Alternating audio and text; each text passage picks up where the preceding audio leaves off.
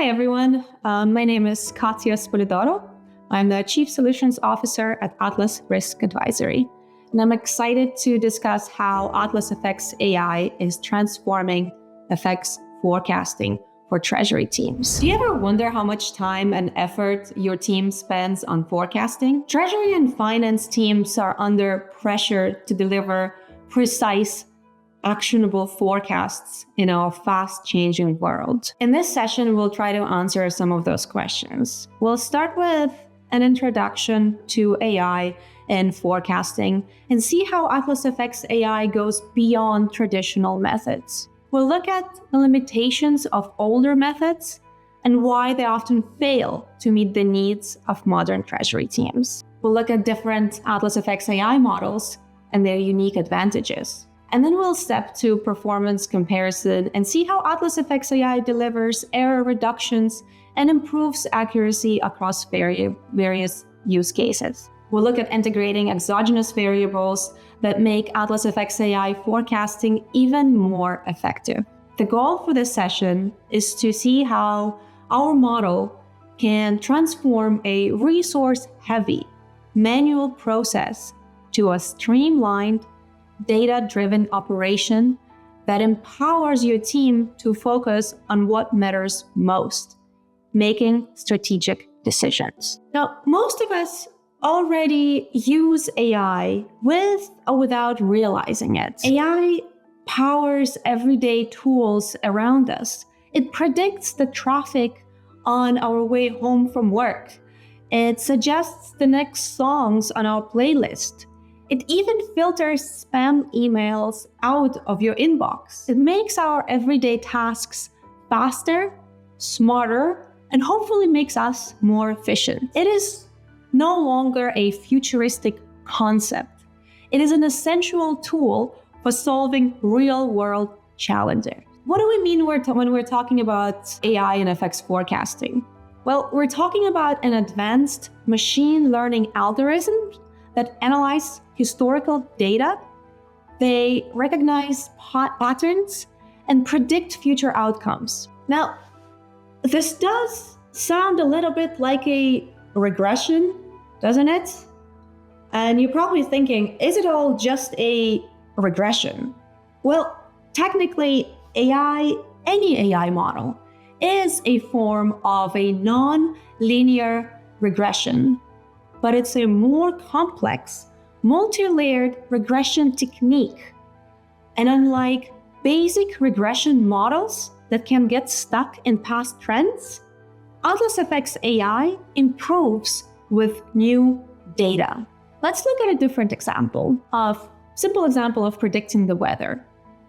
If we're using a basic approach, we would just look at historical data for the past few days, weeks, months, years. Think that it's been nice and sunny in the past few days. Chances are very high the weather will be the same tomorrow. Now, if we're using AI for this approach, we'll add more variables. We'll use a temperature, humidity, wind speed, in addition to historical data. And that will enable us to come up with a more accurate forecast for the future. And of course, there's some similarities with traditional regression models.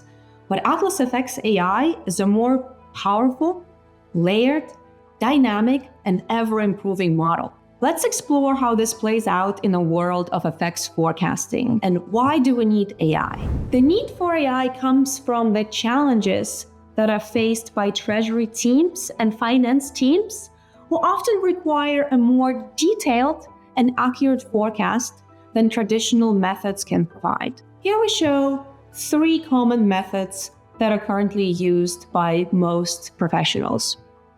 The first one is time series analysis. That's where analysts use historical data. They create linear trends to predict future outcomes. And while this can perform really well in stable environments, this model can struggle when market conditions change rapidly, when there is FX volatility or interest rate changes. Then there's regression model. But these models, while they do analyze the relationship between a few different variables, they are too simplistic for the complexity of FX forecasting. And of course, there's expert judgment.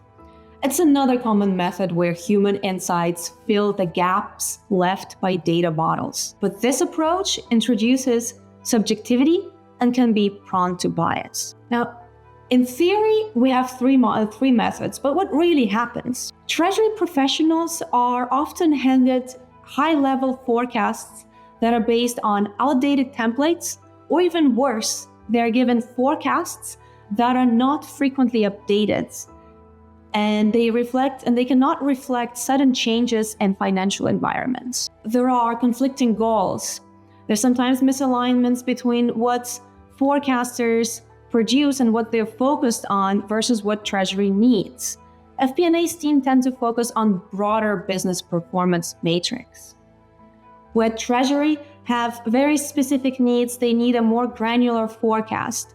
They are looking for a forecast split by entity, by time period, by currency, by the type of the items or accounts they're forecasting, whether it be an internal forecast or external forecast, for example. And this disconnect leads to inaccurate forecasts. And FX teams are forced to spend extra time reconciling the data and making manual adjustments to the forecast to make them usable. Let's take a moment to explore different forecasting models that would help you better interpret the results in the future slides when we're looking at the performance comparison. First, we have traditional forecasts. They've been around for years. They're used by many finance teams. That's where we're using historical data and expert judgment to come up with a forecast.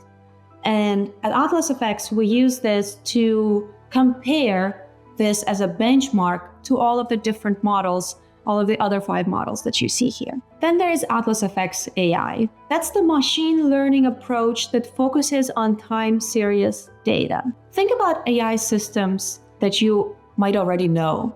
There's ChatGPT, there's Google Bard, Microsoft Copilot.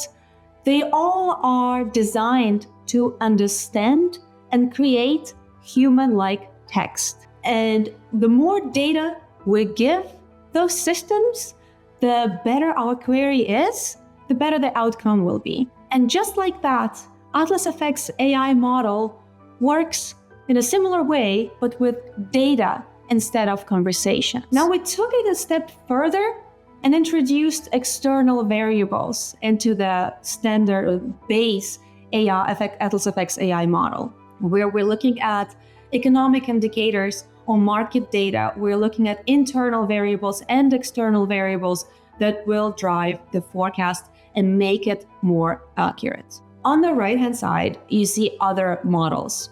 They all have their different strengths. They are just standard AI models. We did study them, we analyzed them.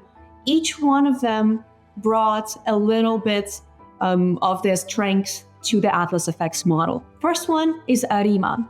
It's really good with its trend analysis and seasonal data. Then XGBoost uses decision trees. Random Forest is very good at reducing overfitting. Now, they're not our main models, although, like I mentioned, there are some elements of those models in the AtlasFX AI model. The key point here is when we look at the data, all of these models outperformed traditional forecasting methods. Let's start looking at the performance comparison. And I would like to begin by walking you through of how traditional methods perform and their forecast deviation and what is a forecast deviation.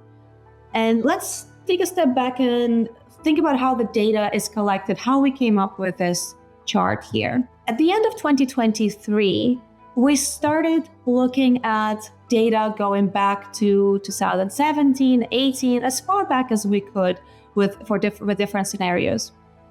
And we created a forecast for the first part of 2024. Now that we know what happened in the first 7 months of 2024, we can look back and compare how AI models performed, but together with that, we are comparing how traditional forecasts performed. So back to this chart here.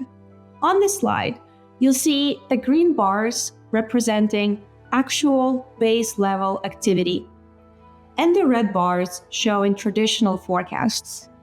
Immediately, you can notice the gaps between the two. traditional forecasts tend to under or sometimes overestimate the actuals, leading to significant forecast errors. The red line that goes across indicates the error percentage for traditional methods. It's very unstable in this example. Look at month 3. The error is 9%. Compare that to month 6, where the actuals dropped nearly by half, but the forecast did not adjust to that, and we observe an error of 90%. Let's bring AtlasFX AI into the picture. The blue bars show the forecast generated by AtlasFX AI, while the blue line shows its error percentage all the way in the bottom. And notice how much closer AtlasFX AI-driven forecasts are to the actual activity levels compared to the traditional methods. With this model, AtlasFX AI was looking at historical and exogenous factors, allowing the model to adapt to market dynamics and to forecast it more effectively. Let's look at an example of month 6 here. We see the actuals, the green bars dropping, and the forecast, the red line, the traditional forecast, staying the same. The traditional method showed a 90% error, while AtlasFX AI was able to predict the drop and reduce the error to just 12%. Now, this ability to minimize errors translates into better alignment with actual activity, saving treasury teams from costly missteps. Let's add even more layers to this chart to give you a broader perspective. Still see green lines, still the actual, red lines, still the traditional forecast, and different shades of blue are other AI models. We have AtlasFX AI, AtlasFX AI with exogenous models of the exogenous variables. There is ARIMA, XGBoost, and Random Forest. While AtlasFX AI consistently performs the best in all of our analysis, you'll notice that all of these AI models significantly outperform the traditional forecasting methods. Now, I just would like to point something out here. This is not a story about how bad traditional forecasts are. Treasury teams face a lot of hurdles just to get the forecast. They often have limited access to granular data. They face operational constraints.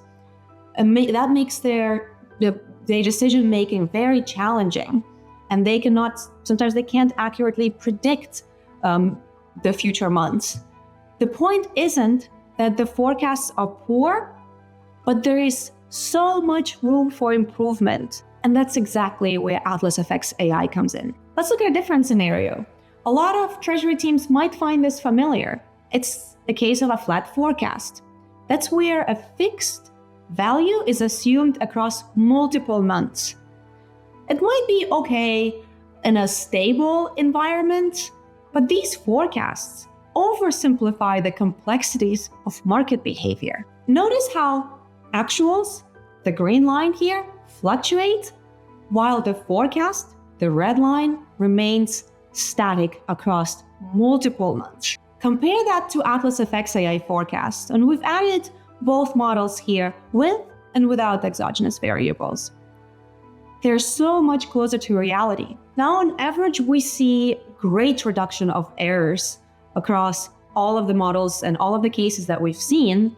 But in this particular example, we observed an average of a $2 million reduction per month, even in this seemingly stable environment. That brings us to the next point: efficiency and scalability of AtlasFX AI. Why is it a game changer? Yes, of course, there are some models or some environments where traditional forecasting methods appear to perform reasonably well, but with AtlasFX AI, you reduce time. It automates the entire forecasting process, from data collection to analysis. AtlasFX actually connects directly to the source of data. We connect to ERP systems where we're able to get data automatically And we all know that getting data from ERP systems is probably the hardest task of all here. Then we're able to analyze it and create a forecast within seconds. And we're able to significantly reduce the need for manual interventions. That allows the teams to focus on strategy rather than spending time firefighting inaccuracies. AtlasFX scales to handle complex data sets. Sometimes it's necessary to create a forecast for the entire corporation. Sometimes you have to break it down by entity, by type of a forecast. It's always necessary to break it down by currency. And it's easily achieved with an AI intervention. AtlasFX AI excels even in stable environments. It ensures consistently reliable outputs when adapting to even very minor changes in the data. And one of the most significant advantages is cost effectiveness.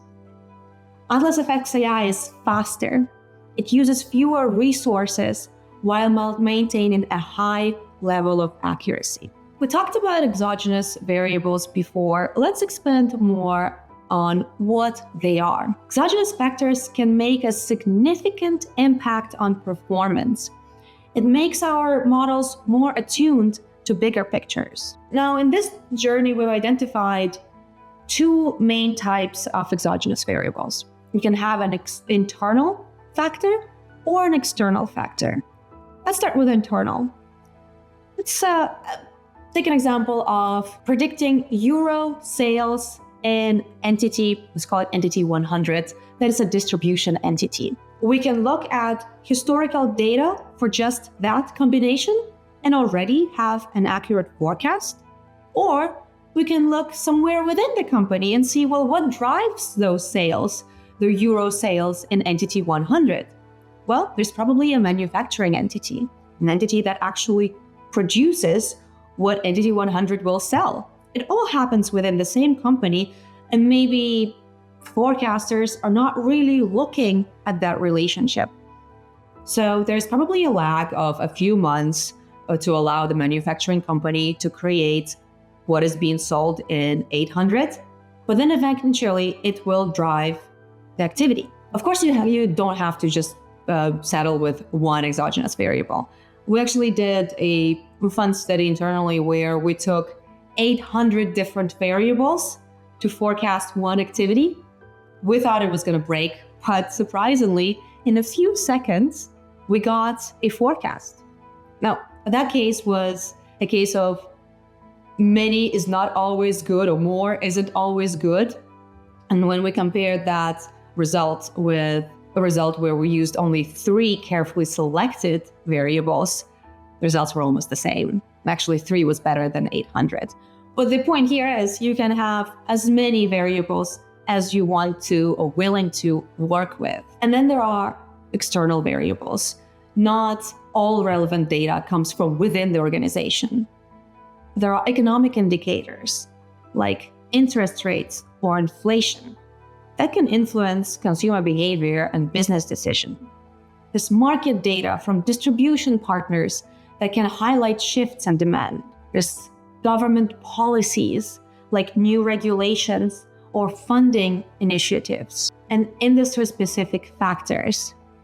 For example, green energy initiative that will likely see increased demand in the relative sectors. Spending time on identifying exogenous variables and incorporating this information into the forecast allows us to adjust the strategies in advance. Let's dive into how AtlasFX AI works behind the scenes to deliver these forecasts. I like to use an analogy of learning to drive a car.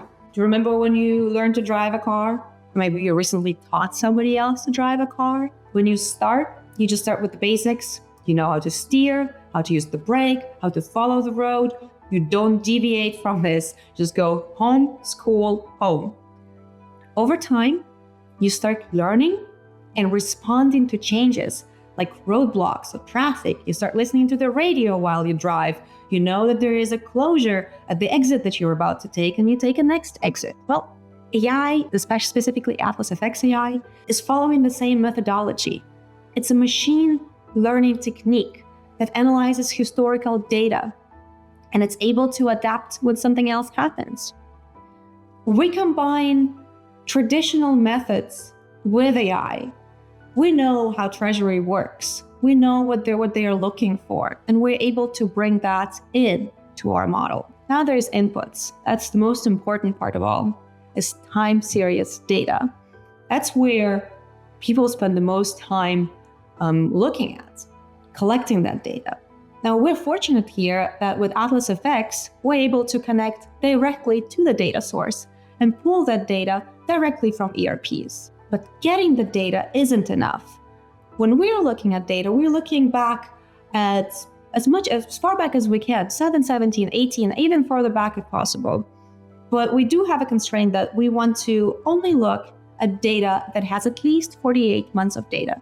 You can certainly achieve results with 2 years of data, but it's better to look as far back as possible to fine-tune the forecasts. Even better. And to that, we bring in expert insights.